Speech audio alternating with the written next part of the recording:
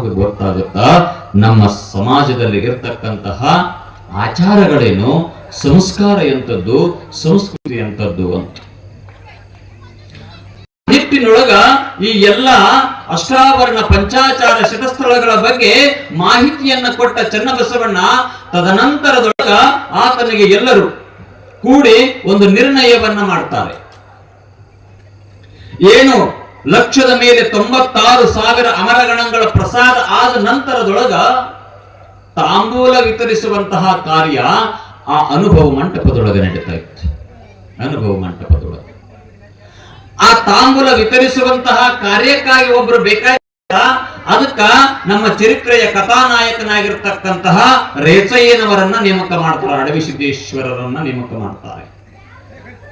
ದಿನನಿತ್ಯವೂ ಕೂಡ ಎಲೆಗಳನ್ನ ತರಬೇಕು. ಯಾವ ಎಲೆ ಅಂದ್ರೆ ಬಿಳಿ ಎಲೆಗಳನ್ನ, ಗೊತ್ತಾಗ್ತಲ್ಲ ಬಿಳಿ ಎಲೆ, ಕಾರಣಕತೆಗೆ ಅವನ್ನ ಬಳಸ್ತಾರೆ. ಕರಿ ಎಲೆ ಹಾಕೊಳ್ತೀವಿ, ಬಿಳಿ ಎಲೆ ಕಾರಣಕತೆ ಕಳಸ ತುಂಬಾಕ ಕಂಕಣ ಕಟ್ಟಾಕ ಬಳಸ್ತೇವೆ. ಆ ಬಿಳಿ ಎಲೆ ಅಡಕೆ ಸುಣ್ಣವನ್ನ ವಿತರಿಸುವಂತ ಕಾರ್ಯ. ಬುಟ್ಟಿ ತುಂಬಾ ಇಟ್ಟುಕೊಂಡು ಕುಂದ್ರೋದು ಹೊರಗಡೆ. ಯಾವಾಗ ಆ ಗಣಗಳು ಊಟ ಮಾಡಿ ಪ್ರಸಾದ ಮಾಡಿ ದಕ್ಷಿಣ ತಗೊಂಡು ಹಿಂಗ ಹೊರಗೆ ಬರ್ತಿದ್ರಲ್ಲ, ಅವ್ರಿಗೆ 2 ಎಲೆ ಅಡಿಕೆ ಸುಣ್ಣವನ್ನ ಕೊಡುವಂತ ಕಾಯಕ ಯಾವ ಅಡವಿ ಸಿದ್ದೇಶ್ವರರು ರೇಚಯಿತಾತ್ಮವರದಾಗಿತ್ತು. ಮತ್ತ ಕಾಶ್ಮೀರದಿಂದ ಬಂದಿರತಕ್ಕಂತಹ ಮಾದೇವ ಭೂಪಾಲನಿಗೆ ಆತಗೊಂದು ಕಾಯಕವನ್ನ ಕೊಟ್ಟರು. ನೋಡಪ್ಪ, ದಾಸೋಹಕ್ಕಾಗಿ ಎಷ್ಟು ಮಂದಿ ಕಟ್ಟಿಗೆ ತಂದ್ರು ಕಡಿಮೆ ಆಕೈತಿ, ಅದ್ರ ಸಲುವಾಗಿ ನೀನು ನಿನ್ನ ಹೆಂಡತಿ ಕಟ್ಟಿಗೆ ತರಬೇಕು. ಅವಾಗ ಅವರಿಗೊಂದು ಹೊಸ ಹೆಸರನ್ನ ನಾಮಕರಣವನ್ನ ಮಾಡಿದ್ರು.